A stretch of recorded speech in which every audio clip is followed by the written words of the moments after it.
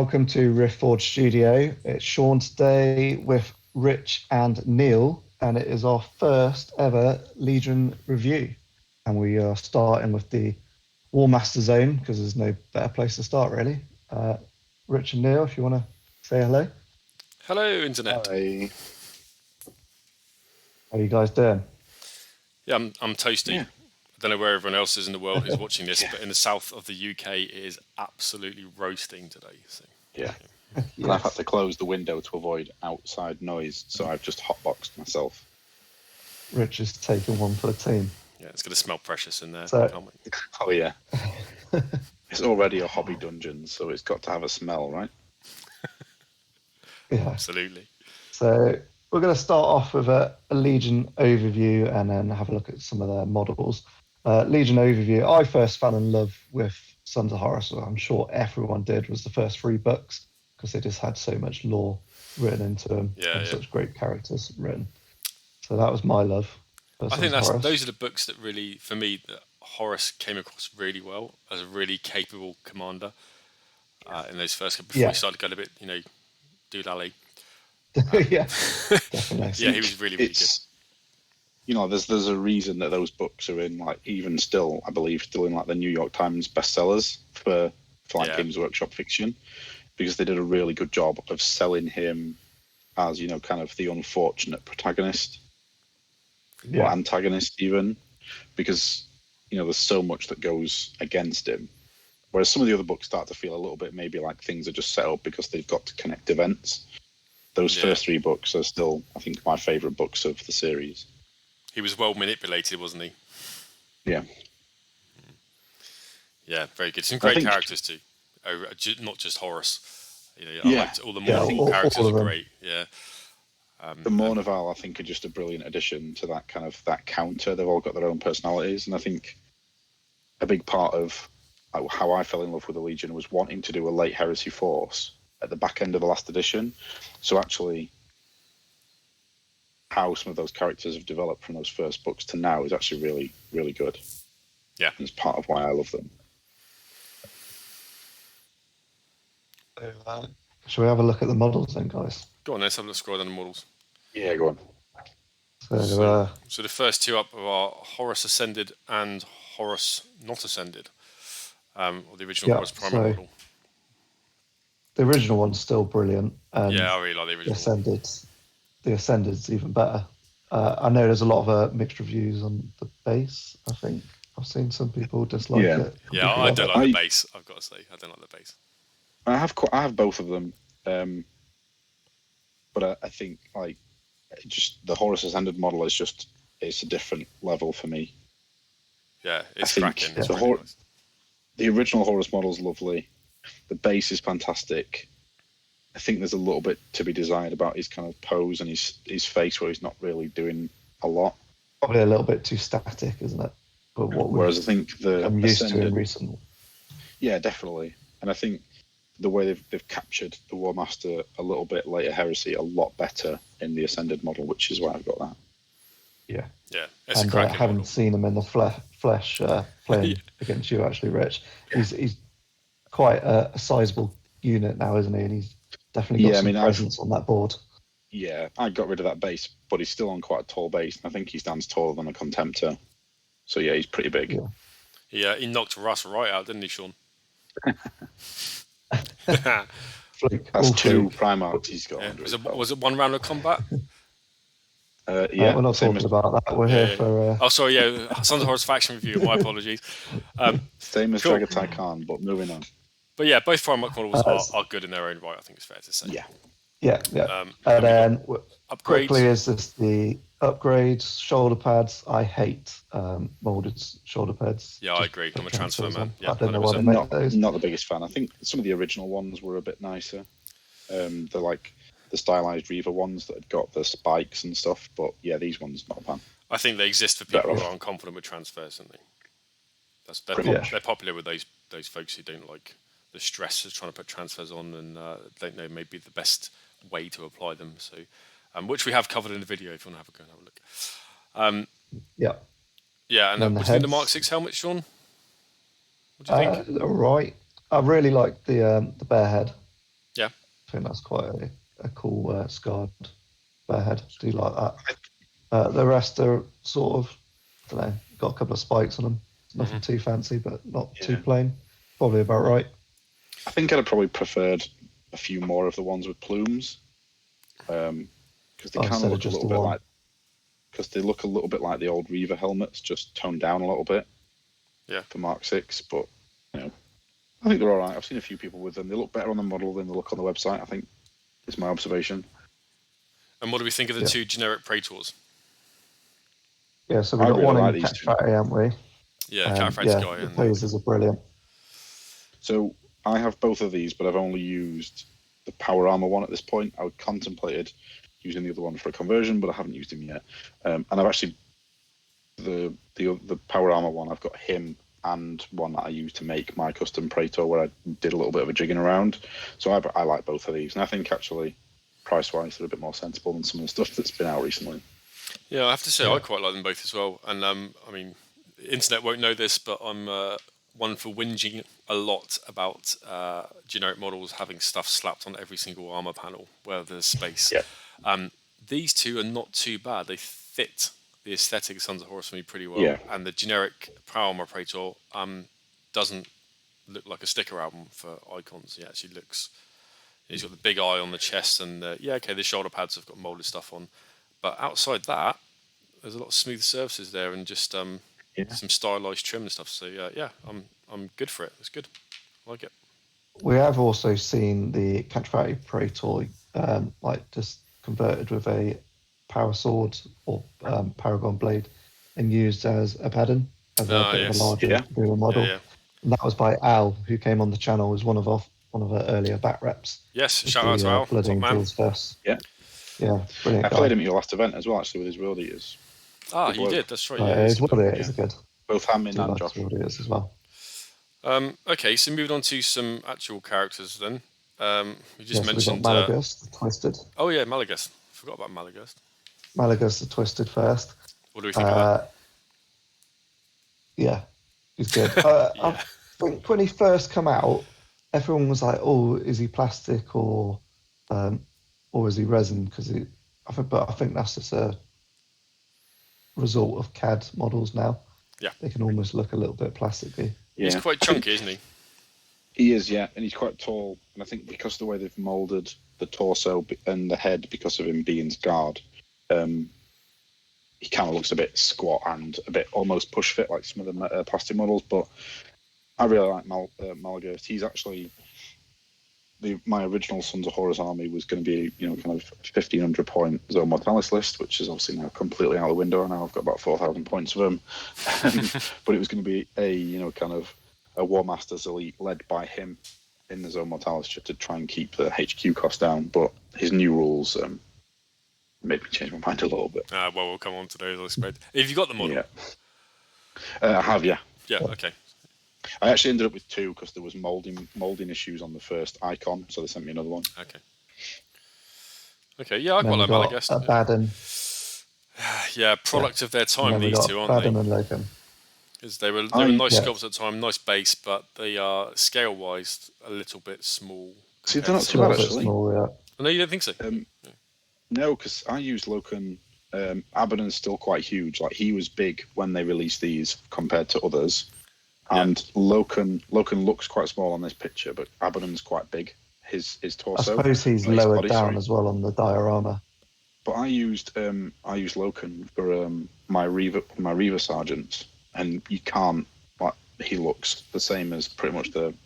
He's a bit bigger than the Reaver models at the time, so I don't think it's as bad as it looks in the picture. But the generic Praetor, I'm sure I saw a side by side of the generic Praetor in power armor next to Abaddon, and they were about the same height, which to me. Yeah, a little bit. I think maybe a bit small. He's supposed to be a big hulking guy in Terminator armor, isn't he? So you think he should be. There's a little bit of a difference, but I think some of those pictures, like when you've got them in your hand, it's not as bad. I might do some side by side and stuff to support this, but yeah, they're not too bad. Yeah, it does come with a 25mm base still, though, doesn't it? Yeah, back in the glory days. Does, yeah. That old. Okay.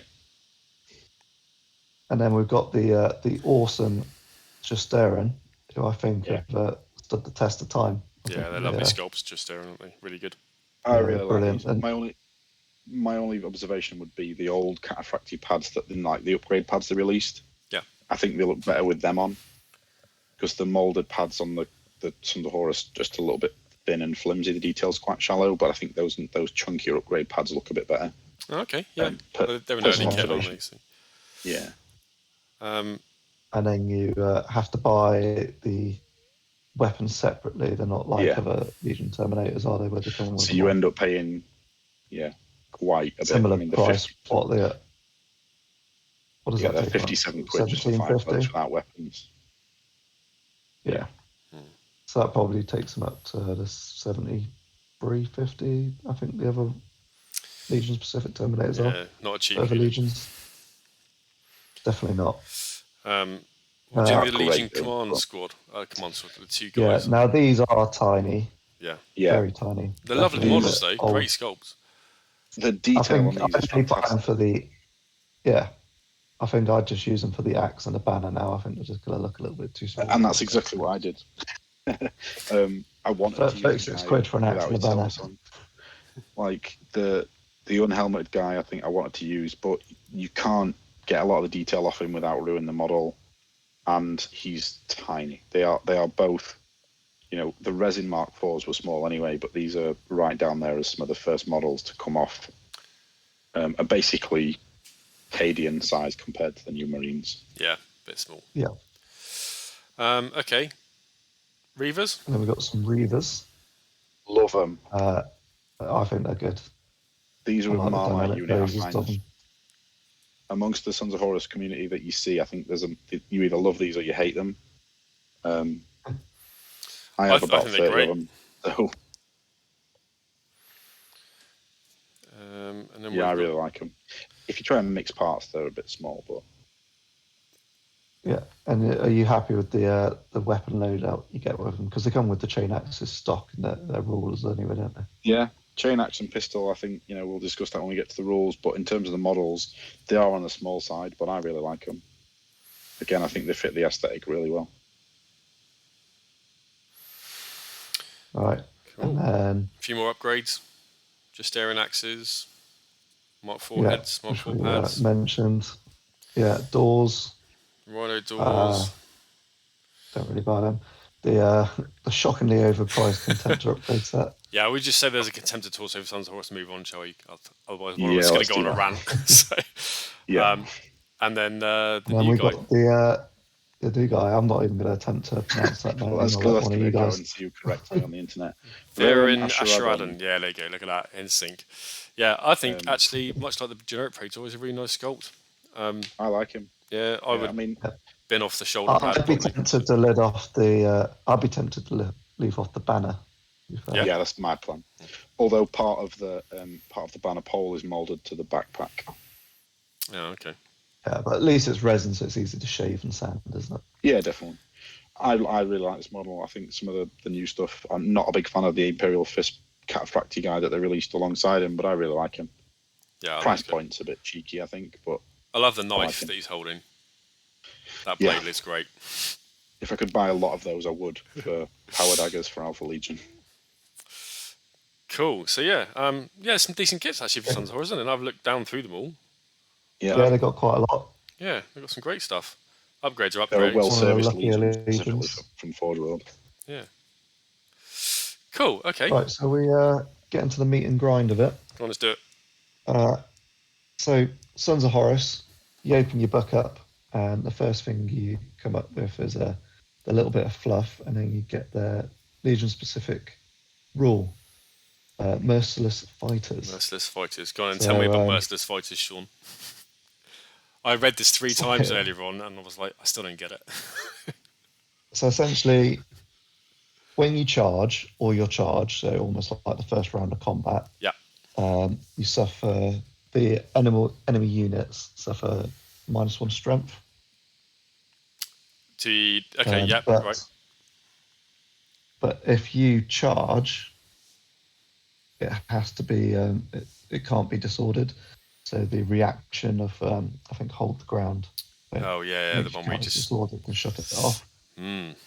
So there's a bit of complaining against that because, like, as a Blood Angels player, their one is always on the charge, but you can't disorder it. It just always goes off. Yeah. And I think most of the other ones are like that, so I don't understand why. Yeah, I'm not a fan of Sons of Legion Horus rules that you ones can like that. turn off. The same way with the, and we will come on to Thousand Sons in a later week, I'm sure, but you can snipe out their sergeant and turn off their Legion trait, basically. I think a Legion trait should stick no matter what, really, and you just have to deal with it. Yeah, I agree. That's it. That's the thing I'd change. But I think this makes them quite. It can push them towards being a combat army because obviously you've got that, almost like higher toughness, but not always. Because I suppose strength 9. Where's the? Because I've heard this discussion quite a bit, and obviously I'm a Sons of Horus user. I haven't come up against the Hold Your Ground too much, apart from against you, and I think someone at the last event of attritions, Neil. Yep. There's nowhere in this rule does it say, kind of that you lose it if it's disordered or anything. It just says it's the rule. So was it in the FAQ or something? It's just disordered wording, so you don't get any bonuses for when you charge. Is it because a disordered charge doesn't count? Oh, okay. Sorry. Yeah. Yeah. So others specifically say, even if this is disordered, it counts the World Eaters on one. the charge. So but this one doesn't have it. Wording. Yeah. So this doesn't have that sentence, which is why it can be switched off. I mean, I guess it's one of those things. It's still a fair amount. Like, I run a combat army. You're only going to be able to disorder 1, maybe 2 if you've got a Warlord trait that gives you 2 combat reactions. So I think it's still it's still all right. I think the problem with it is, and you see a lot of the community, like, I think the Legion rules in the last edition, there were 3 or 4 and they were really good. This is completely different to those. Yeah. Which is what I think caught a lot of people off guard straight away. Yeah, so it actually benefits a lot if you ram someone with a vehicle. Yeah, I was just about to come on to that. That's the second part, is the vehicle part. So you get an additional 3 hits. So you get D6 plus 3 if it's a normal tank, or 2D6 plus 3 if it's a super heavy. And rammings, I don't see it used a lot, but it's quite underrated, I think, because you also force a morale check each time, so you can make people flee. But also, you just hitting them, you got a lot of chance of making people break. Forcing those leadership checks. I've only seen it once. It's much more useful than it was in the last edition. Because last edition, you could just either move out of the way for no charge, no cost, or you could just try and stand your ground. Now it's like you leave one bloke to try and stand his ground while the rest run off, but you've got to pass leadership tests and stuff. It's definitely weird. I guess it's not one to go into here, but you can still do the Death or Glory, but if you don't immobilize it or blow it up, it kills that character. Yeah, funny story. Go down. Yeah, I was going to say, Ed at Sector Wargaming, shout out to Ed, who did a Death or Glory with Ferrus Manus at one of our events, and Ferrus Manus was killed. It was against Tom, wasn't it? Absolutely amazing. Yeah, it was against Tom, wasn't it? Was it Tom? Yeah, I didn't realise it was against Tom. I should know that. Yeah, it was against Tom. And then we also had Chris Gibson, who did it with his Alfarius against me. Did he? Which I did ask, are you sure? And he's like, yeah. And Spoiler alert if you've not watched that back. No, damn. Yeah, it's got a really good moment in it. All right, but I think that this could push even a bit of a rhino rush, having multiple rhinos, because that's a lot of strength 6 hits coming in from rhinos, because it's 3 plus D6, so between 4 and 9 hits. Yeah, it's going to cause some wounds. Especially if the squad's already got out, just bomb the rhinos forward. Yeah, definitely. Do you want to mention the Dark Emissary, Sean? Yeah, so that's a unique console that they get, which we'll come on to on the next page, I think it is. Let's find some... the reactions next. Obviously, so the reaction... We've already had a chat about this. Long chat, haven't we? Yeah. And you had to ask one of the guys from the Mercenary Princelings, didn't you, Neil? Because he's quite an experienced Sons of Horus player. Did I have a chat with him? Yes, I did. I spoke with Powerful Giles, who was a Sons of Horus player, and I've also spoken to Tom from Heresy on the Hill. And I think we've landed upon But basically, it's just +1 to your ballistic skill if a unit within 12 inches shoots at you, 12. and you can make a shooting attack back. And there's a whole load of words in this reaction. Because I was so confused when I was reading it. so overly complicated and terribly worded. It desperately needs. There isn't much in the Sons of Horus section that I think needs an FAQ. This is definitely one of them. Because that just needs to. I think makes, bullet points is going to be so much better. It makes a hash of outlining who gets to shoot, because, like I say, some people are under the impression that anyone within 12 can make this reaction and shoot, which I think we've landed on, which we don't think is the case. Yeah. But also, it goes into great detail to say that if you use this advanced reaction, you resolve your shots before the original attack, implying that it should be a reaction to kill people before you're killed, but then goes out of its way to say, actually, the removed casualties still get to fire. It's like, what's the point? What was the point in saying that? One thing they all agreed on, everyone I spoke to, was that it's appallingly worded, and it needs to be rewritten for human consumption. And realistically, for a single use advanced reaction, I think it should be what it tries to do, but then goes back on itself, which is kills people before you're killed. And that's that. It's one use. It's not going to be game breaking. I think it just needs fixing. Cool. Okay. So what units do you think would be quite good for this reaction? I've got a couple in mind. Well, any heavy weapon squad, surely. Yeah, I think Volkite Reavers or like Vets or something would be quite good with this, just to increase that chance of extra hits and kills. So I'm thinking of stuff that I'd actually be looking to move forward and to get into this range. So I'm thinking of like plasma support squads where you get within that 12 inches, so all rapid firing, and then they're all hitting on 2s. Or Seekers or something like that, maybe. They're already Blister Skill 5. Seekers are already BS5, so it doesn't matter for them. Yeah. But also just normal melter gun support squads as well. Yeah. Okay. Attack support squads. Well, basically, to get them in this close, you're looking for drop pod list, really, aren't you, to be within that 12? Otherwise, you've got a long slog at the board. Yeah, I think I've used it once or twice just to use it with, but it ends up being bolt pistol squads because they're all that's that close, and you feel like you need to use it once in the game, right? But I think it's, compared to some of the other advanced reactions out there, I think it's probably one of the poor ones. It's not great, is it? In my opinion. I'll agree with you on that. I would say, use it. if anyone who's listening to us now disagrees with our interpretation, please let us know in the comments what you think the reaction does, because we're always happy to have a chat. Definitely. Well, do some Warlord traits, Central. Yes. Now, Rich, you recently used Chosen by the Dark Gods in your last event that you attended at Attrition. So if you just give me a rundown how it went over the weekend. So quite good, actually. Even the occasions where my Predator was sniped out of the sky due to intercepting recon Marines. But essentially, this Warlord trait, it gives you an extra movement reaction as long as your Warlord's still alive. And you can opt to roll a dice every turn. The key trait here is that you can choose to roll. You don't have to roll. But essentially, on a 1, you lose a wound. No saves, no damage mitigation. You just lose it. There's no way of avoiding it. On a 2 to 5, you get +1 strength and toughness for that turn. And on a 6, if you've lost a wound, you can potentially get that back, as well as having the +1 strength and toughness. Realistically, I think this is a great trait. Actually, this is quite strong. The amount of times, because obviously it's just so easy, unless you're, one of the guys we know, Mac, who just can roll ones for days. Yeah, it's like there are no other pips on his dice sometimes. It's ridiculous. It's basically just a huge chance that you're going to give your boss this bonus of +1 strength toughness. Like the amount of times stacked with a Paragon Blade or someone trying to double him out with a Strength 8 Power Fist, he just went, no, I'm all right, thanks. I think it's great. Yeah, I agree. That toughness 5 makes you so much more survivable, doesn't it? Yeah, exactly. Especially if you've also got an Apothecary in the squad, because it just raises that bar of the instant death threshold. And that's the Traitor only one, right? Is that what I'm saying? Yes, Traitor only. That's the Traitor one, yeah. So has anyone used the Loyalist one? The neutral one. Oh, your neutral one first.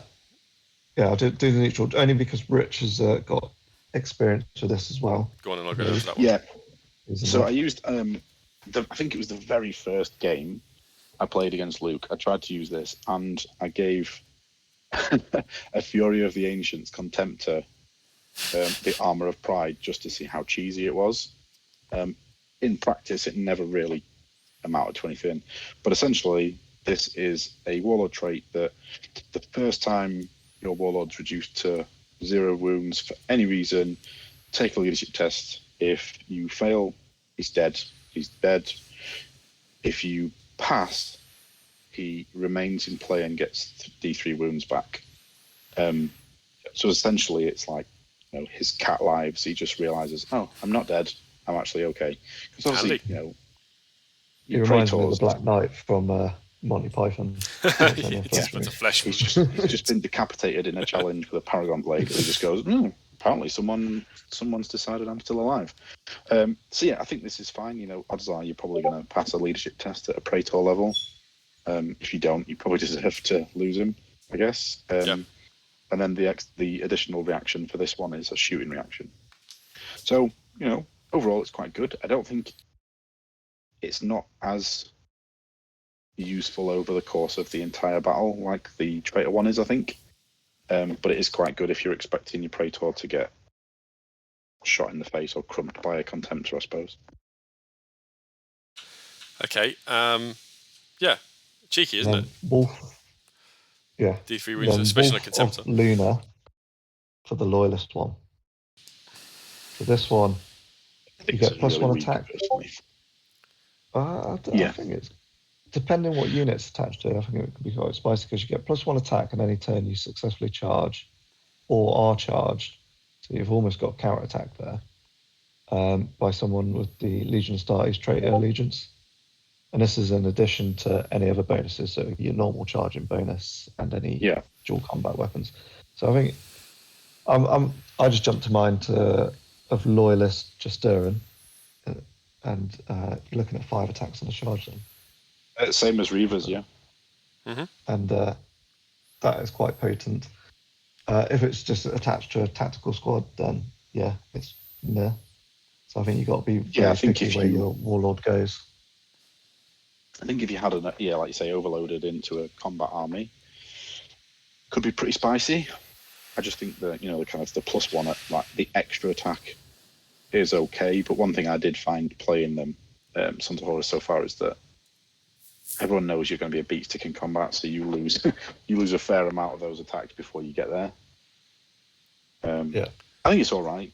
I just personally I don't think it's as good as the other two, which feels to be a little bit like the way these rules have been written in terms of, they're the arch traitors, let's give them some good stuff, but make their Loyalist version pretty meh. So we'd rank those like Traitor one first would be, and then neutral, and then the Loyalist one in terms of usefulness. I think that would be my go, yeah. Yeah. Top one is, I think, in Traitor Sons of Horus forces, where they're using a non-character model, I think you're going to see Chosen by the Dark Gods everywhere. Stack that +1 with a Thunderhammer as well, and he's strength 10, brutal 2 Thunderhammer. That did me a lot of favours against Contemptors. Yeah. Okay. What about Rites of War then, Sean? Well, we have got a couple of new Warlord traits, haven't we? Have we? What are they? They've come in the campaign book. Oh, in Cathonia, are they? Okay. Hang on a minute. Let me find Siege of Cathonia. I have got Siege of Cathonia to hand on the left-hand side of the screen. In fact, they are on the screen for Warlord traits. Let's have a look. There is. Yes, they're new. If you read those to us, we'll see what we think. Sure. Okay. So Warlord traits. The Traitor one is called True Sun. Usual stuff can only be selected by a Traitor and not a Demon or Corrupted unit. The Warlord with this trait gains a bonus of +1 to his leadership characteristic when taking morale checks and pinning checks, and all models from the same detachment that can draw line of sight to the Warlord also gain this bonus to their own leadership when making morale checks or pinning checks. Note that models in units locked in combat cannot draw line of sight to units or models not locked in the same combat. Furthermore, a Warlord with this trait may re-roll any failed armor saves or vulnerable saves against wounds inflicted by psychic weapons or psychic powers. In addition, an army whose Warlord has this trait may make an additional reaction during the opponent's assault phase as long as the Warlord has not been removed as a casualty. So, leadership buff and reroll failed saves against psychic weapons or psychic powered. But as everyone takes telepathy librarians anyway, that's functionally useless, isn't it? Yeah, because it just wouldn't affect it. I do like the buff to leadership, even with line of sight. Yeah. I think the reroll saves is quite a fluffy one to that campaign because there are some Loyalist Thousand Sons, aren't there? So I reckon that's written in there for that. There's also the cast in gold one next to it.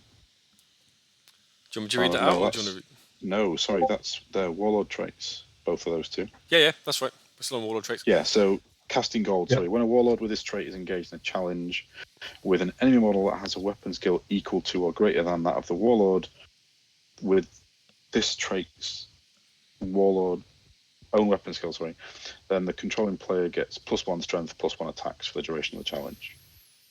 Furthermore, if the Warlord with this trait causes an enemy model with a weapon skill equal to or greater than the weapon skill of this Warlord, with the trait to be removed as a casualty during a challenge, the controlling player gains 1 victory point in addition to any gained from the other. So I think it's a little bit trickily worded. Yeah. But essentially, if you fight someone on the same weapon skill or more, you get +1 strength attacks, and if you kill them, you get an extra VP. Okay. Yeah.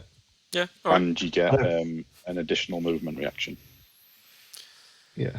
I think that's neither here or there. I wouldn't say I'd still go really for the first good, Warlord and I trait. wouldn't say it's horrendous. I think it's kind of a slightly better version, but more specific Traitor one. No, this is a neutral one, isn't it? Yeah, so it's that's what I'm saying. It's slightly better than the Loyalist one, I think. Sorry. Oh, yeah. In that it's +1 strength and attacks, but obviously the stipulation is you've got to be fighting someone equal to or better than you in combat. Yeah. So you're sort of almost against the odds already. Yes, you go in character hunting, really, aren't you? Yeah. Okay, so it's quite situational. Now Rites of Wars then. Go on then. So two Sons of Horus players, go. So we got the Black Reaver, which is probably the more popular one out of the two that I've seen around. For good reason. So models with the Legion Starty Sons of Horus special rule taken as part of this detachment using this Rite War gain Rage 2 special rule when they successfully charge an enemy unit which is already locked in combat, or when you bully them and you charge with one or more units of an enemy unit that has a target of at least one other charge in the same charge phase. So you charge one unit in, then the other, and then the second unit gets this Rage 2. Okay. Yeah, okay. So Rage 2 is an extra 2 attacks instead of 1. Which you also lose if it's disordered, I assume. Yes. And I think one of the big things here... Sorry, Sean. No, you go on. I was going to say, I think one of the big things here is unless you get that situation where you can join a combat that's already ongoing, if you try to charge 2 units into 1 unit, that's the first chance your opponent's probably going to go, you know what, I'm going to try and disorder this. I'm going to hold my ground. Yeah, that's exactly what I did to you when I think it was my Valkyrie got stuck in the middle. Yeah, and I was like 2 charges and getting charged by every which direction. Yeah, so I think it's quite good, but I can probably count on in 12 games playing Sons of Horus with Black Reaver, I can count on one hand how many times I've had the chance to do this, and less how many times it's actually paid off. Your opponent can work to negate, isn't it? So it's something they can get around. So it's not always to be counted on. Yeah. The second bullet point is Reaver attack squads may be chosen as troop choices for the detachment. That's why you take this Rite War. And they get line. Is it both types of Reaver attack squads? The one in the PDF. No, the other one's not called a Reaver attack squad, is it? Is it called something like Reaver aggressor squad? The other one. It's on the screen now on the right. Yeah, so I think I've seen it played. So I've seen it played and have played it as its Reaver squads, because obviously this book doesn't include the other ones because they were released after in Legacies, weren't they? I don't know. I think rules as written, someone would say it's not a Reaver attack squad, it's a Reaver aggressor squad. Yeah, Yeah, if that's how they're worded. I guess that's the thing, because obviously with Reavers, it was that they had a jump pack upgrade. I mean, if that's the case, then my Sons of Horus list is illegal, and I probably won't use it anymore. But I'm sure we'll get an FAQ. It makes sense for it to be included, so I'm sure we'll get an FAQ. I think, like I said, my argument on this would be the community kicked off because they wouldn't let us take jump packs, and then Panic released it in the Legacies unit. But rules as written, you couldn't do that, I suppose. But Reavers are still really versatile, which I guess we'll come to. Yeah, we'll definitely touch on that. And then Justaerin Terminators chosen as this detachment get Deep Strike, which I think is quite tasty. Mega with the changes to Deep Strike. Yeah, because they can Deep Strike in, shoot, charge, and just have their way with people, really, can't they? Yeah. Yes, indeed. What about the limitations then? So you got to have a Master Signal, which isn't horrendous. He's quite a good console. Attach him to some las cannons, and you're away, aren't you? Yep. It comes with its own problem, because one of the other limitations is you've got to have more fast attack than heavy support choices. Yes, so that's the downside. As soon as you take a heavy las cannon squad, you need to. That basically means that if you go Master Signal las cannons, you have to take 2 fast attack squads. So you've already got 4 squads you have to take before you've even considered a unit that could take the Rite of War. Yeah, and as it's worded, have you always got to take 1 fast attack choice, even if you got 0? So Neil and I discussed this, didn't we, Neil? Yeah. I can see why people are arguing it. My view would be, if you don't have any heavy support, I don't see why you should have to take fast attack choices. But I can see why people would argue it. I think it needs shining because in terms of wording, because I would say the same. If you're not taking heavy support, then you don't need to take either fast attack or heavy support.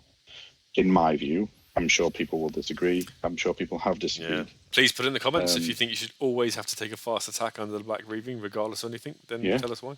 Definitely. I think there needs to be an element of common sense with some of these things, really. And I think this is just, again, could be worded better to explain that. Or maybe they think they've worded it perfectly and that we should just read it as it is. Who knows?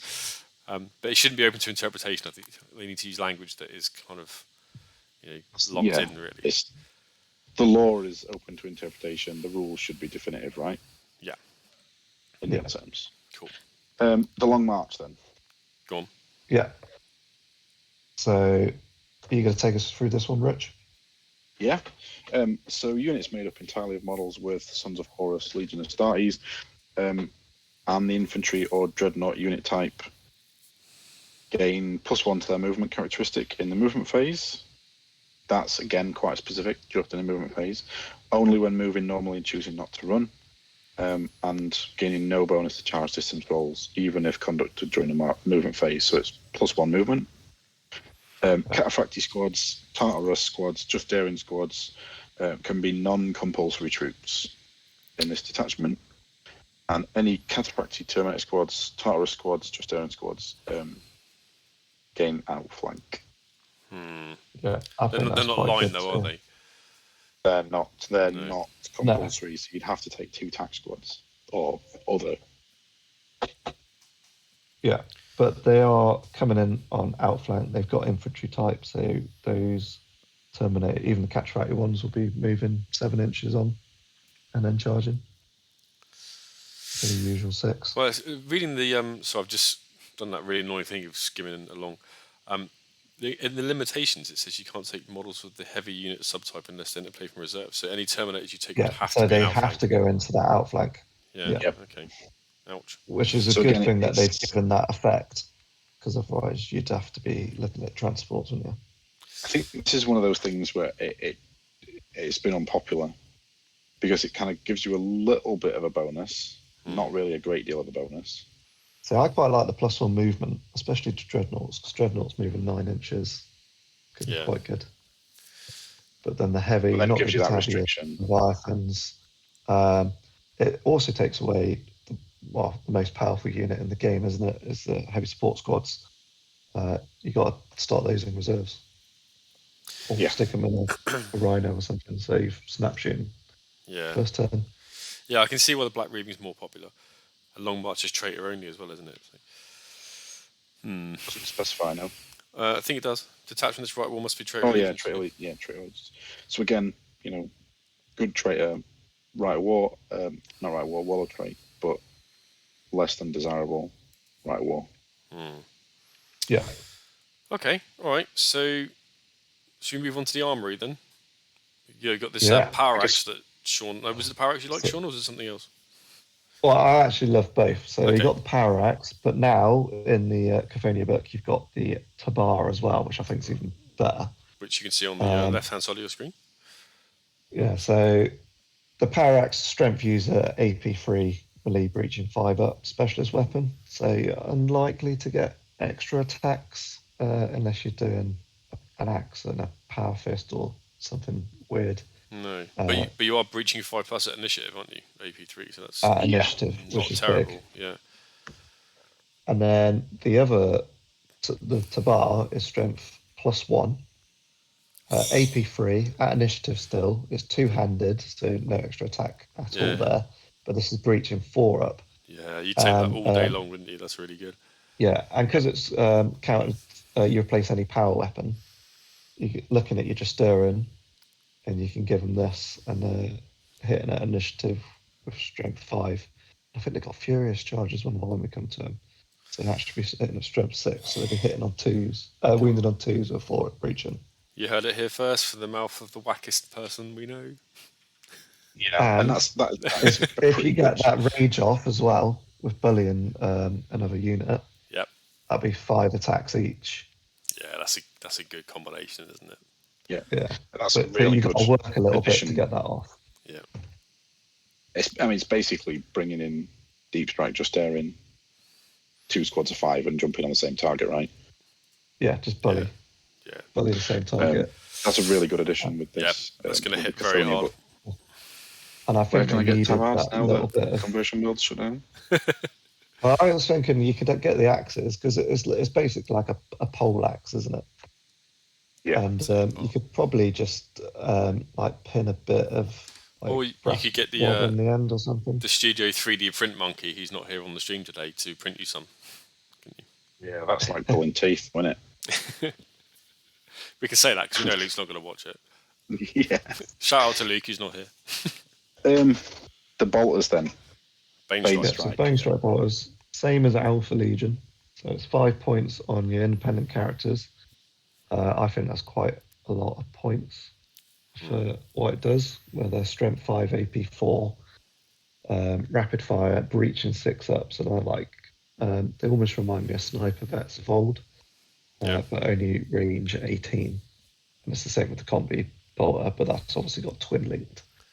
But you can take it on your veterans for 2 points a model to turn them into those old sniper vets, which I think's probably worth it for what would be a squad of 10s to just pay 20 points to have breach and 6-up rounds. Well, it's turning them into heavy bolters, isn't it? Pretty much, but with breaching, right? Strength 5 and shorter range. Well, as somebody who's got a fledgling Mechanicum army, I can tell you now they're going to murder my Thalax. But they definitely. They come as stock on the Chieftains. Let me just note that down. Terrific. So the Chieftains, the exemplary unit, they come with Bane Strike bolters, so you don't have to. Oh, okay. Is that just a one tax? No, it's all of them apart from the standard bearer. Oh, nice. Okay, that's quite good. Right. But yeah, that's not quite yet. Let's have a chat about the Dark Emissary then, Sean. Yeah. Now, I messaged you guys earlier saying I think he's all right. You don't see him very often. Although that said, I have seen him at one event. Someone took a Sons of Horus Allied detachment and used him, but I wasn't over at that table much because it was far away. So, but I think that's why you probably don't see him that much because he's got to be in a detachment. He doesn't have to be, right? But he's got to be in an allied detachment to be good. So and that's the War Master's Eye rule. So if the Dark Emissary is selected as a compulsory HQ choice in an allied detachment, which is only one, so it's just your one HQ, isn't it? And it's still part of the Traitor allegiance, so it's got to be Traitor. then all models in that allied detachment with Legion Sons of Horus gain stubborn, which is quite massive in this edition. Yeah, decent. With all the effects of fear and night fighting. Are Justaerin stubborn? They come stubborn, yeah. Yeah, okay. Yeah. It doesn't affect them. So. But yeah, having everything else stubborn is pretty handy, I think. His staff is kind of like a slightly weaker Paragon blade. Oh yeah, okay. Yes, it also gives a leadership bubble as well. Oh yes, okay, there you go. All models 6 inches. Yeah. Increase leadership to 10. Yeah. And it's not just the Sons of Horus there. It says all models of the Traitor legions within 6, so it would work for your main detachment as well. Oh, nice. So when the demon rules come out, happy days. Yeah, I think Dark Emissary almost gave off him this impression that it might be like a kind of demon summoner, but it's not. He's kind of like a do this for the War Master, you mucks. Yeah, he's an evil priest, isn't he? Yeah. He's a bit like a knockoff Erebus, right? Dodgy clergyman, that's what he is. Yeah. Sorry for anyone who's offended. And then his staff, as Rich mentioned, is a bit of a knockoff Paragon Blade with the Merger Strike, but only AP3. So. And unwieldy. So yeah. So you're going last. Even worse. Yeah. Going last. He's not there for combat, is he? He's there to make everyone stubborn, really. Yeah, I think if it's going to be unwieldy, I think that should probably be maybe 5 at breach as well, something like that to be able to make it AP2. If it's give you unwieldy. something, Yeah, he's interesting, though, isn't he? Fun. Yeah, I think he's brilliant for the stubborn rule. He can't take a jump pack or a combat bike or jet bike, so he's literally on foot. Fair enough. And hope for the best. Not sure I could deal with him hooning around on the jet bike and just, barking the Lord's word out of the book. That'd be brilliant, though, wouldn't it? Like, I need some leadership 10 over there. Okay, cool. Shall we look at some units then, Sean? Yes. Where do you want to start? Just spinning through. So we're gonna come to Horus last, aren't we? Yeah, let's do Horus last. Start with the Justaerin then. So our first squad is Justaerin. Go on then. So I know Rich had a problem with their points cost at first, but I think after playing against them personally, playing with them almost might be. They were worse in 1.0 for me. Yeah, they were. Yeah, they have a lot of points, and you look at it, and I think a lot of people in the Sons of Horus community have done what a lot of people did when Heresy 2 came out, is they've compared new stuff to how it was in the old edition, and I think that's one of the worst things you can do, really, because of how the new edition has changed. I was, hands up, I hated Sons of Horus. I had a proper hissy fit, spat the dummy out, toys out the pram, everything when I first read the rules. I mean, it didn't help that I had some whiskey, but I was just upset. Everything was expensive. The rules had gone. I was not a happy bunny. But actually, after playing, these guys are monstrous. Yeah, they really are. Yeah. So they're 275 in a Black Reaving list. Yes, with that deep strike. So 275 for 5. They're no characters, but they got chosen warriors, so they can do all the shenanigans of doing challenges. Yep. The weapon skill 5, ballistic skill 5, which I think is absolutely brilliant. When I've seen you do, Rich, with the combi melters and that, because then you're hitting on 2s of those, which is a big bonus. Especially for those single-use combi weapons, really good. Yeah, makes them good. 2 wounds is pretty standard. Initiative 4 standard. 3 attacks. Now that's better than everyone else. And that's probably why they're so expensive, is because they've got so many attacks. Their output is quite. Some of their special rules make them a little bit better as well. Yeah, so just doing retinue, so you can be taken as a retinue. You've got Furious Charge, which makes them strength 5 with the axes that they come with, but it also makes strength 9 thunder hammers and that, so it's a bit better against dreadnoughts because then you're wounding them on 2s instead of 3s. Yeah, coupled with the weapon you talked about a minute ago as well. 3 attacks becomes 5 if you get rage off, isn't it? Yeah, if 5 you attacks belly. at strength 6, and yeah, they could absolutely So decimate you a almost unit with want these. 2 units of 5, don't you? Deep streaking in and just going in against the dreadnought, or That's what I do. Don't like 2 squads of 5. all those extra attacks. Mix of Yeah. armament. A few hammers, because a few hammers are good, but the axes and the Banestrike bottles, if you need to keep them quite cheap, just to intersperse, a couple within the squad with normal axes, not too bad.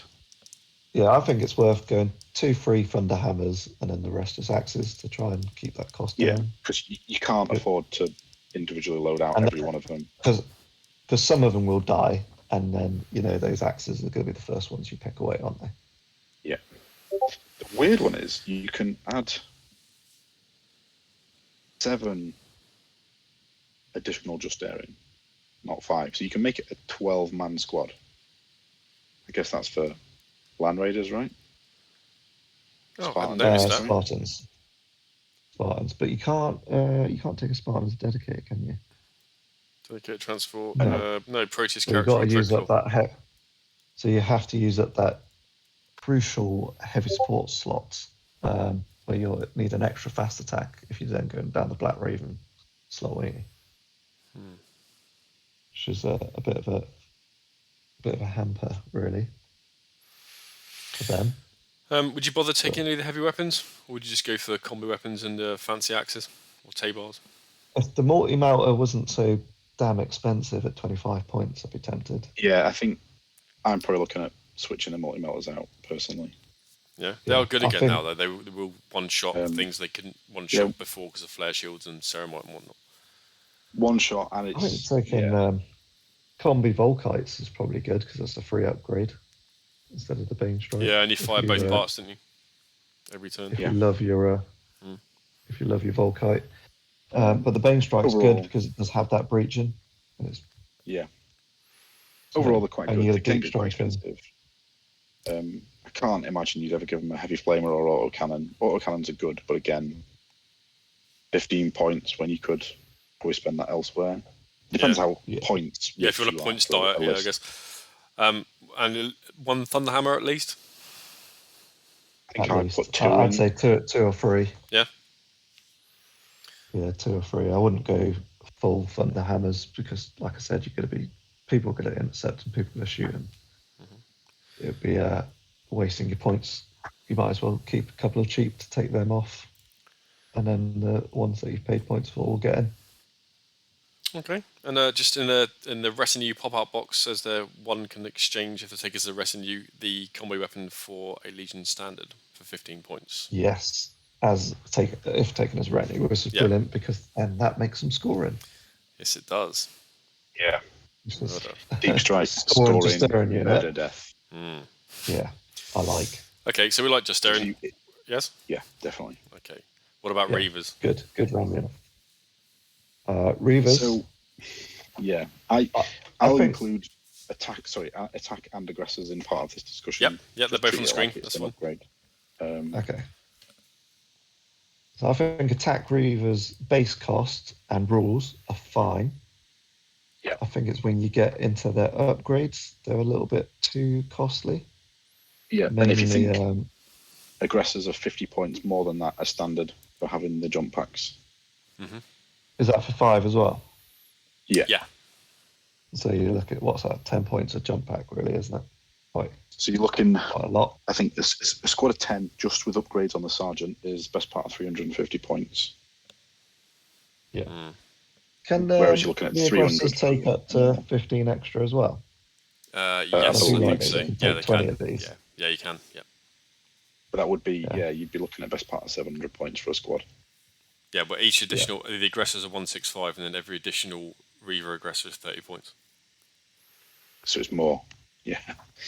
I wouldn't take them above 10 personally because they're only leadership 8. They've got nothing to stop them from being pinned or their leadership being lessened. What about a chaplain? Yeah. Possibly. That's what you do. If you had a massive squad, you'd stick a chaplain in there, wouldn't you? Probably. Yeah, 20 strong. They have got 2 wounds, so they're quite resilient. And weapon skill 5. That's really So I'd be looking at Apothecary in there to help them survive as well. And Chosen Warriors as well. I didn't even notice that before. Chosen Warriors. That's handy. Yeah, precision strikes, Chosen Warriors precision shots, and counterattack. In fact, Rick, if you look at the bottom of the PDF, if you have on screen, if not, I can tell you, there's a little FAQ'd pop-up box about the Black Reaving saying that aggressor squads can be chosen as troops. There you go. There we go. List. Thank fuck. There you go. I don't think Rich cared anyway. No, some absolute neckbeard would have pulled him up on it at an event and sport the game before turn one, wouldn't they? So now they can't. Luckily, luckily I never did that well, so it never came up. Okay, so Reavers... They've got quite a few special rules, haven't they, with the Chosen Warriors counter-attack, precision shots and strikes and 6-up. It's not too bad. They've got so many rules that I've forgotten most of them for most of the time. A little bit. Yeah, so the aggressors are quite expensive with their jump packs. We'll take lots of them, but we're looking at support characters for that, just because otherwise it's a lot of points to be a bit suicidal. I use apothecaries. Apothecaries help keep them alive. Chosen Warriors means you don't have to sacrifice your sergeant. You can just feed someone to your opponent. Yeah. And on the charge, with two weapons and the charge, you're looking at 4 attacks each. Yeah, they're like bets, aren't they? So you're pumping out a lot of hits at strength +1 shred with chain axes. They're pretty spicy. And then the Black Reaver, these become troops and scoring, so that's quite good. Just looking at the points difference, actually. Go on. Sorry? I was just saying, looking at the points difference, the aggressors, they're 30 points more, but the Reaver attack squads are 22 points, so they're actually paying 8 points for a jump pack, effectively, on the aggressors. Yeah. Over top. So that's not horrendous. Yeah. So that mobility is massive. Yeah. Nuncio Vox I wouldn't bother with. Vexilla would be a definite take. I didn't put Vexilla on any of mine. Oh, really? Because I wouldn't want him running off the board, because a Vexilla stops you running off the board. And you only fall back D6. But, I think the problem with these is you start looking into the upgrades. The only ones I can afford really to put points on is a sergeant. If you look at the power weapons, they're 10 points each, and you look at normal vets, they're 5 points each. It's twice as much. You put a power sword on everyone, it's an extra 100 points. For a 10-man squad, 100 points. It's insane. It should be 5, in my personal opinion. 10 points is way over the top. But then 10 jump pack Reavers with power swords, you're going to tear through most things. They're already not really struggling. No, but... I really like them. I'll compare you to Dawnbreakers, 275 points for 10. And, yeah. All right, just more to say, really. Conscious of time, let's spin on, shall we? Do you want to do the exemplary battle unit, or look at the Cathonia stuff before we start tackling the characters? We can look at the exemplary one, I guess. The special HQ. We don't need to focus too much on it. They're fairly... Well, the chieftains, fairly easy to explain, yeah. So chieftains... If you think of chieftains essentially as a vet squad or a command squad that come with Bane Strike Bolt as a standard and a standard bearer, and they're also breachers. Okay. So kind of vets, kind of command squad, but they 2 wounds each, boarding shields, usual marine loadouts, bolts, power armor. Bane Strike bolters. Interestingly, the standard bearer doesn't get a Bane Strike. Weapon skill 5, leadership 8, 2 attacks each. All of them can have artificer armor. Yeah. And they come with Chieftain retinue, Chosen Warriors, and Kingslayers, and Relentless. So they're pretty good. Okay. They're 125 points for 5. Or 20 points each for another 5. That's cheaper than Reavers, isn't it? Fairly good for what you get. They can be taken either, because of Chieftain retinue, they can be taken either as a command squad upgrade or as a HQ squad themselves. So, you pay 200 points, whatever it is, with some upgrades, because they can all have chain axes, power weapons, or power fists. It's a pretty sturdy... sort of 20 wound standard bearer HQ choice. that look a little bit like breaches. Okay. Do we need them? Do you think that they were worth doing? Do they fit a role? I've used them a couple of times. I think they're all right. It essentially just creates a command squad option that are breaches, sort of. But their Kingslayer's rule, I think, changes them slightly. So if they make attacks, melee attacks against an independent character or Primarch subtype, they can reroll all to hit rolls of 1. Okay. So it's kind of like they've all got sort of almost preferred enemy then. Yeah. Or preferred enemy. They don't need it against a Primarch when they're going to get mashed. Yeah. But then anyway. But then on top of that, if they're in a challenge, they can re-roll all failed to hit rolls. Okay. And because they're chosen warriors, you can just feed 1 to whoever it is and just get a few extra hits. Okay. Yeah. So not bad. They're okay. I've used them once or twice. They're all right. They're not an auto include or anything like that, I don't think. All right, let's move on then. So we got Siege of Chthonian stuff. Then. Oh, you want to get characters first? Okay. Oh, we'll go on to that. No, so if we do get this Chthonian stuff out of the way, then we can just go through all the characters. If there's any other stuff. What have we got? Well, to be fair, we're on characters straight away, aren't we? Yeah, it's just there's just one character. All right, let's do him then, shall we? Inductee rules, isn't it? Oh, I forgot about the Inductee rules. I'm not sure I've got that set. Let's see. So Asheradan, great model, as we said. Yeah. Rules look good. Basically, a great rules as well. A Traitor with a bit of flavour. I think is how I'd probably describe him. Yeah, he's got melter bombs as well. Handy. Weapon skill 7. Yeah, I mean that's Primarch level weapon skill, isn't it? It's huge. Yeah, some Primarchs do have weapon skill 7. Yeah. So yeah, he's decent in a fight. And he's initiative 5.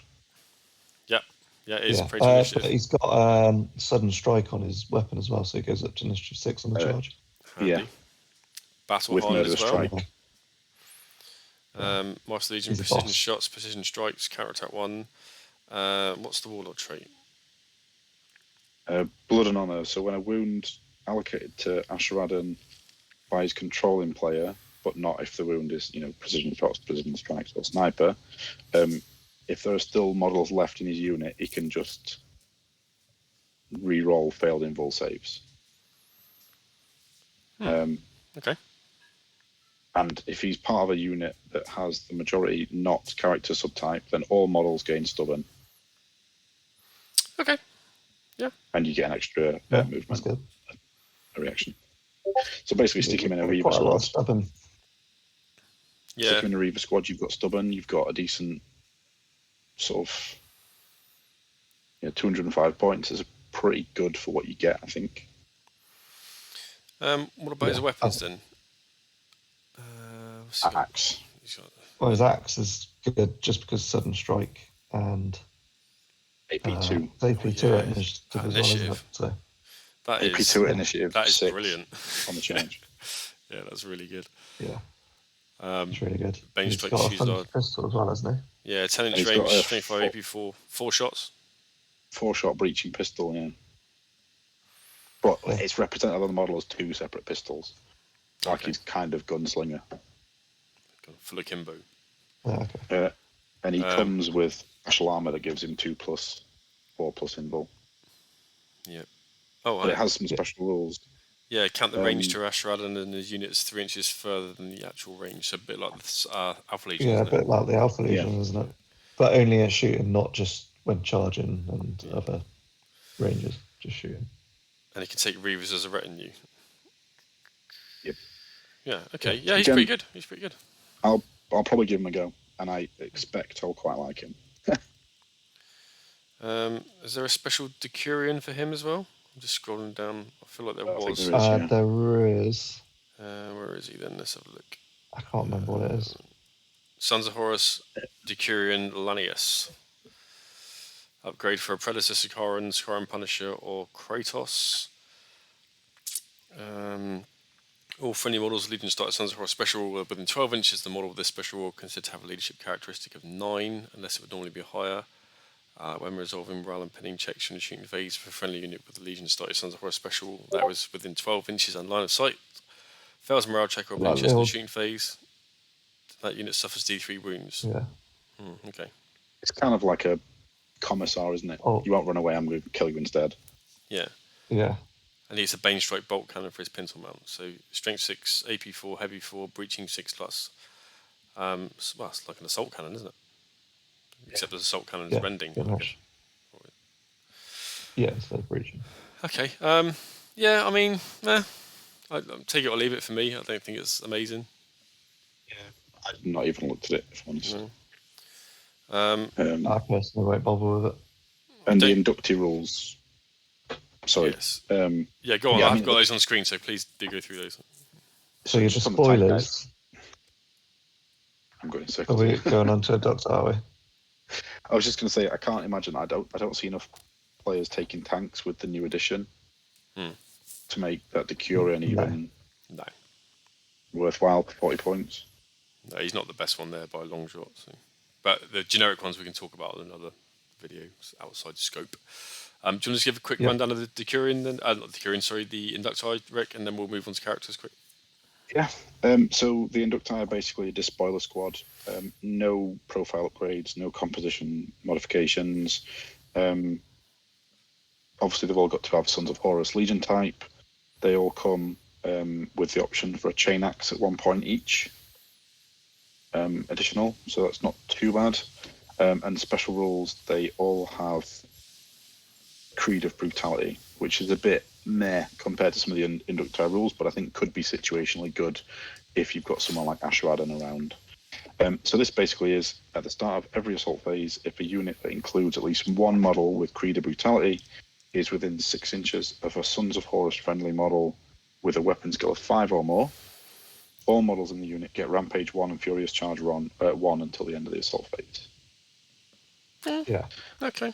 So put a Reaver squad or a Justaerin squad near them when they charge into combat, and they're probably going to be all right with chain axes. But again, it's a little bit like the rule about charging. It's going to be quite situational. Yeah, I'd send them in and say, "Oi, off you go and charge that because we want to get the rage off for these Justaerin." Yeah. So you'd use them as the sacrificial lambs. Yeah, pretty much. Yeah. Shout out to Sean's wife who just appeared. Yeah. Yeah. Tried to scare me. Made Sean look a little bit unaware of what was going on. Yeah. Tell her she's now on the internet. Cool. Okay. I did notice that there was a Legacies character which I forgot about earlier on, which is Tibblemore. So I'm just going to bring him up on screen. Yeah. I'm sorry, I haven't even looked at him. Yeah, it's 175 points. Weapon skill, ballistic skill 5. He has 3 wounds. Initiative 5, 3 attacks. Leadership 10, 2+ save. Bane Strike Bolter, Bolt Pistol, Artificer Armor, Iron Halo, Frag and Crack Grenades. And he has a war gear called the Culling Blade, which is Strength 5, Breaching 5+, Murderous Strike 5+, Mastercrafted Duelist Edge 1. So that Duelist Edge is what, a 1+ initiative in a challenge? Yeah, in a challenge. Yeah, that's right, yeah. So it has AP dash, so you're literally fishing for the 5s to get Murder Strike and Breaching off. So he's almost like a Traitor with a fancy blade, isn't he? Yeah, just like a proper like a saber, like an old school like general with a saber. That's hoping for that just pinpoint stab in the neck or something. He's okay. I don't imagine The he's Traitor taken a lot. Loyalist specific at all?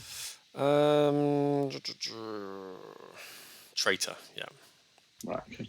Yeah, Traitor, Relentless. I can't see why you'd want to take him unless you were low points and wanted to be different, I suppose. Yeah, I think he's forgettable. I guess if you want to convert the character because you like him in the lore, then there's an entry there to take him. So. Anyway, so should we move on to the more exciting characters then? Yeah. Yes. So back in the main book. Back in the main book. So we got Maloghurst the Twisted up first. Maloghurst, have we? I've got to find him on my little screen now. So he is. There he is. Weapon skill 5, ballistic skill 5. Strength, toughness 4, 2 wounds, so he hasn't got that many wounds. It's initiative 5 with 3 attacks. Leadership 10 with a 2-up save. Comes with a Bane Strike Bolter. Yeah, 140 points. Yeah, Bane Strike Bolter, Bolt Pistol, Power Sword. It's not even a decent weapon. Frag and Crack Grenades, Refractor Field, so he's only got a 5-up invul. That's why he's cheap. Legion Standard, so he is scoring, which is quite good. Mm-hmm. Got Master of Legion, so he's a cheapish Master of Legion, not quite Delegatus cheap, but not too bad. He does have It Will Not Die. For his 2 wounds. He's only got 2 wounds, so it's not that bad. Body is broken in body, which means he can't run or chase people down when he win combat. Yep. And he's got to be taken Traitor only. Which makes sense. Then, he has Adamantium Will 4+ as well. Oh, yes, he does. Yeah. And his Warlord trait has to be Bearer of the Eye. So all models in a unit joined by Maloghurst gain line. So it's not just him, the whole unit is scoring. Yep. Which I suppose makes him a bigger bubble of scoring. So you put him in a unit of 12 Justaerin, don't you, then? Because he moves 6s like they do anyway and makes him scoring. Yeah, and can't chase him down, Cat Fairy, so... he's also got almost like an objective controlled where it can't be cancelled or contested by enemy denial units, only by scoring units. Oh, that's handy. So that's quite good for holding an objective. Yeah, I guess if you can bury him in a tough unit, he's got some useful bits and bobs, doesn't he? But he's not a beat stick. He's going to get murdered by any half-decent generic. Yeah, he's a support character, isn't he? Yeah.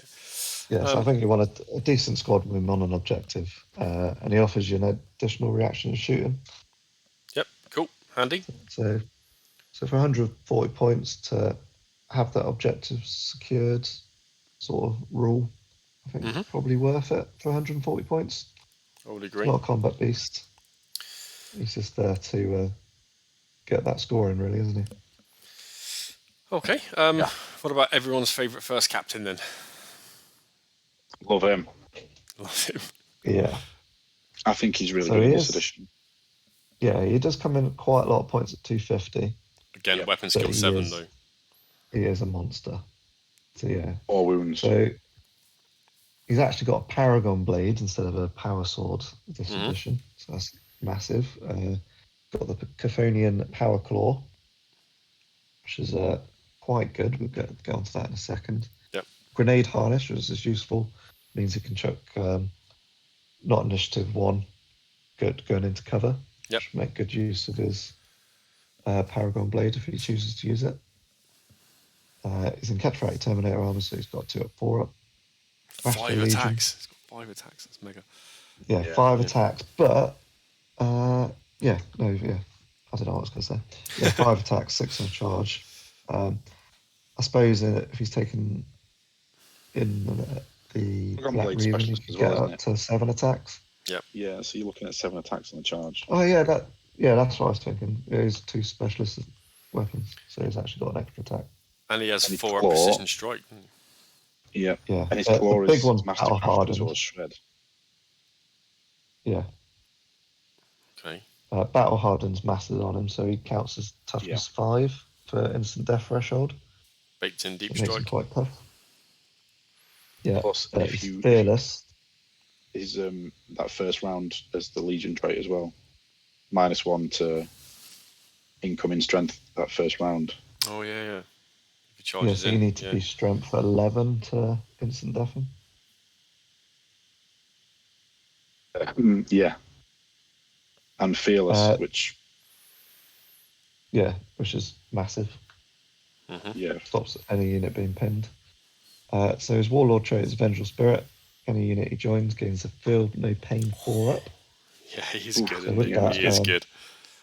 With that Battle Hardened as well, I suppose he'll be making use of that 4 up quite often. And you can see why he's that many points, can't you? Yeah, you can make an incredible Death Star with him and Maloghurst and a load of Justaerin. It'll be a scoring. But that's only in murder machine. Only when he's during the movement and shooting phases, and then in turn they're deployed as a deep strike. Okay. Which you couldn't put Maloghurst in anyway, could you? Because you wouldn't have deep strike. Yeah. So it's only when he comes in he gets to feel no pain. Okay, still pretty good though. An additional reaction in the movement phase. Cool. And the Power Claw is... So the Power Claw, ×2 strength, AP2, specialist weapon, which we mentioned couples with the Paragon Blade, and Shred, so it's 2s re-rolling, and Mastercrafted. So Power Fist with re-rolls, essentially. One of his misses. Pretty much. Yeah. Yeah, he's great, isn't he? You'd have him all day long. Yeah, I think there's a reason why he's always popular at event lists. Mm. Yeah. Yeah. Okay. Garvey or Loken? Ooh, silence. I love him just because of the fluff. Yeah, absolutely. Yeah. Yeah, if we're looking at purely a lore perspective, he's amazing. Yeah. It was him, probably his character more than that hooked me originally on those 3 books. And I think he's actually better this edition, looking at him. Yeah, I don't think. He's not too bad. He's initiative 5. He used to be initiative 6, which was quite good. So he's dropped an initiative, but he's got more attacks now with 5 attacks. Mm-hmm. His weapon skill 6, which is good. He's hitting Abaddon on 5s, and Abaddon's hitting him on 3s.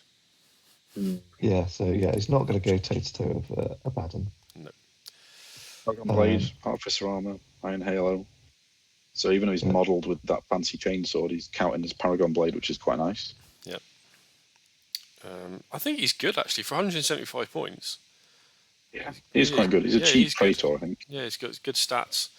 What's his Warlord trait? It's that Wolf of the Lunar one that we covered at the start. Oh, okay. He's got that embedded. Is that baked in? Okay. Okay. +1 attacks. Yeah. And then he also Born gets that Survivor. Born Survivor one, so he's almost got like 2. Yeah, he's got it's a blend, doesn't he? The armor one. Yeah, okay. So yeah, first time he dies, leadership test, and he comes back with D3 wounds. Born Survivor is very fluffy for Loken, I think. I think for 175 points, I think he's really good. Yeah, I agree. I think I'd take him over a Traitor. Well pointed. Yeah, you definitely would. Okay. Is it just Horus left, or is there any more characters we missed? Yeah, onto the Horus. the big man. Just the big bald fella. I mean, that could be any Sons of Horus. So we'll start with Horus before we go to Horus on Roids. So he's a whopping 600 points. Yeah. And I think he deserves it. Yeah, I think he does as well, yeah. I mean, weapon skill 8 is brilliant anyway, we should expect. So his weapon skill 8. Fills those 600 points out. He absolutely fills them. Yeah. His ballistic skill 6, strength and toughness 7. He's also got 7 wounds. Initiative 6, which is probably the weakest stat on his old line, is his initiative. Well, again, compared to some of the other Primarchs, I suppose, yeah. Yeah. But anyone who's not a Primarch, he's going to hit first, isn't he? Yeah. Pretty much. So, my favourite part about this whole entry, is the fact that it says unit composition, 1 Horus. As if there was any leeway that could be anything else. Yeah. So he's got Serpent Scales as his armour. Yeah. Which is a 2-up armour and a 3-up impul. Yep. Amazing. He's got 3-up impul's really good. He's got the Warmaster's Talon, which is strength brutal. user, AP2, melee shred, and it's the deflag rate on it. Just kill squads. Absolutely. He deletes Yeah. all sorts with that. When you're looking at his attack stats, neither of his weapons are specialists, so he's getting 8 attacks on the charge. Standard. Yeah. 8 on the charge, yeah.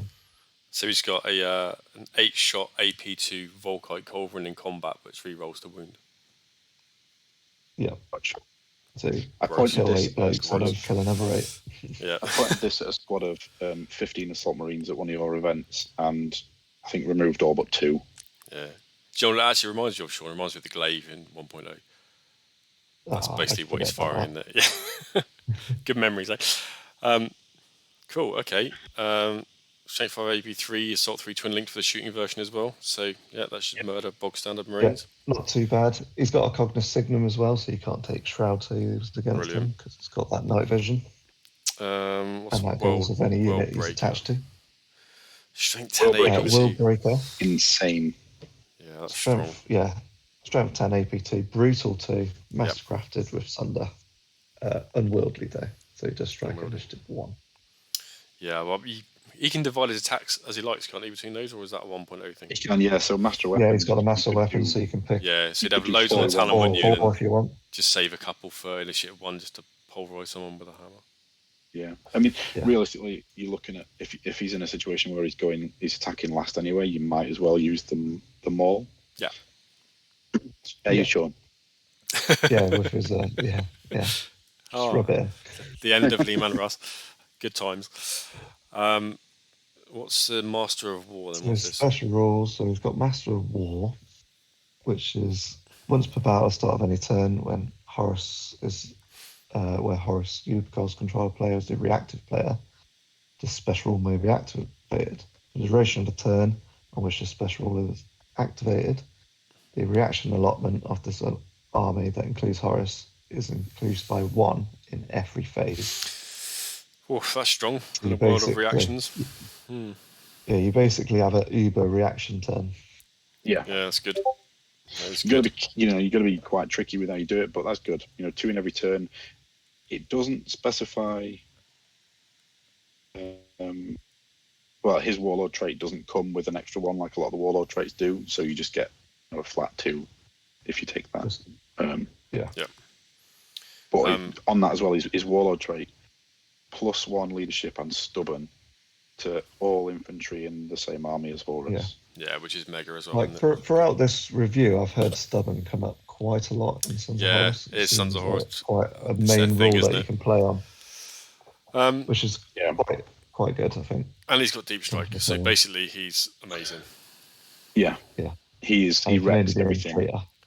And then you think he can't get any better, and then he's got a 400-point upgrade, which turns him into Nuclear Horus. So I will just say, I've had a few debates about this. I don't think it's worth 400 points, but 1,000 points is pretty insane. Well, let's have a quick look then. What does it give me? It gives him his stats remain the same way, except strength, toughness, and wounds. Quick one. Go on. Quick one. Go back to master weapons. I don't know if you've missed this out, Rich, when you've been playing, but you also can't be hit by a melee attack on a score better than a 4+, regardless of their weapon skill. I think the only one that might have applied to was when he fought Jagatai or Lehman Russ. But I had missed it. I'm pretty sure I was rolling for 3s. I had. But I've only just. Useful. So that's actually quite good against some of those tougher. Like one of, I think Dawn's old one from last edition was like you could never wound him on better than a 4+, could you? Yeah. But no, that's quite good. Cool. Okay, so Nuclear Horus Ascended. Same stat line except strength, toughness, and wounds, which are upgraded from 7 to 8. So it's a minor boost ish in stats. So it must be the super special rules, right? He also gets Feel 4 pain, plus 4 pain. Yep. Rage 3. Yep. A Dark Fate. So that's that's what 10, 11 attacks on the charge. Rage 3. Dark Fate. Yes, Rage 3. Yep. Sorry. No, 10. So he'd be on 8. So so 10 attacks on the charge. A Dark Fate, the power of Chaos Eternal and spreading corruption. Okay. So Dark Fate is basically the first time he loses all his wounds, he goes into reserve with a single wound instead. And I suppose you can bring him back in by a deep strike then, can you? You can, yeah. So you still get Slay the Warlord, so you can essentially give Slay the Warlord away twice or price of failure, but he doesn't die and he gets 1 wound back. Ouch. So you've got to kill him twice. Admittedly, with 1 although wound the second time. If he's got 1 wound, I did this. I did this and he died to Bolt of Fire on 1 wound, just weight of numbers. So situational again. Let's get your intercept reaction out for that, wouldn't you? Yeah. Power of Chaos Eternal, once per battle. He can essentially increases his strength and toughness to 10 for the duration of the assault phase and ignores all effects of unwieldy special rule on World Breaker. See, that's mega. So you could be firing your deflag claw at strength 10, AP2, and still get a few of the brutal World Breakers in at initiative. Yeah, see, I know your 400-point upgrades a lot, but in the right circumstances, that could just win you the game if you were able to smash through something you need to kill. Yeah. If you need to get rid of something quick, you've got to do it. Anyway. But then once that assault phase is ended, all combat's resolved, Horus automatically suffers perils of the warp, and any wounds caused by it have to be allocated to friendly models in the same unit, not himself. Okay, so use it when he's got some meat shield. Unless everyone's dead. Unless he's dead, then we go against him. Okay. And then spreading corruption is all models in the unit all models in the army, in a unit made up of entirely of infantry, cavalry, or dreadnought types, gain the corrupted subunit type for 25 points a unit. If it's selected, all units, all models in the unit must gain subtype, the corrupted subtype, including anything that's attached, like apothecaries, tech marines, etc. What does corrupted do? Do you remember what corrupted do? I do not know. So I'm just going to try and flick to it now. So corrupted. Is it in the word bearer section? Yeah. So I've just jumped to it. It grants fear. Okay. Any hits inflicted against them by a weapon with force or psychic gain instant death. Any unit composed entirely of models with corrupted are immune to the effects of fear. Automatically pass regroup tests and cannot choose to fail morale checks. And if they come to fall back, they instead suffer D3 wounds with no saves or damage mitigation. And no model that doesn't have corrupted can join a unit that has corrupted. Bit of a mixed bag. So it's kind of all right, but it comes with its negatives for sure. Yeah. I guess that'd be quite situational where that would be useful. Yeah. I think the fear one's the biggest one, isn't it? To give those additional minuses to and immune to fear, so pseudo fearless. I mean, Horus is Horus. I mean, I don't imagine many situations you'd be in the luxurious position of being able to include 1,000-point Primarch, but yeah, even at 600 points, I think I've only ever lost 2 wounds on him, apart from against when Andy he died Kirk, to Bolt of where Fire. he killed him to. Yeah, that's the only game he's ever died in. All the rest of the games, everyone runs away from him. I suppose gone are the days when you'd have to worry about being stomped on by a knight or a titan rolling a 6 and just removing him from play. So I think he would pulverise a knight or a titan now. Well, that's the thing. I think even in comparison to that, make short work, wouldn't he? Yeah, absolutely. If you saved up your ones per game, strength 10 Sunder initiative, he'd be smashing the Titan before he even knew what was going on. He's a beat stick. The Titan hitting him 5s? Also, a Titan would count as... Is Titan same as a tank where it counts as weapon skill 1? No, the Titans have got high weapon skill. Yeah. Just simulate it. It'd be hard to hit, I guess. So easy. Yeah. He's good though, isn't he? Horus is a beast. Yeah, Horus Ascended is also a beast, but maybe slightly overpointed, we think, perhaps. I don't know. I'd have to use him more than once or twice, I think. But yeah, I think he's fantastic. Horus normal, deep strike him with Justaerin. He wrecks space. And I've had a few games where he's the only thing left alive, and even then he hasn't lost a wound. Mega. Cool. All right. I think we've kind of... And the model's sick.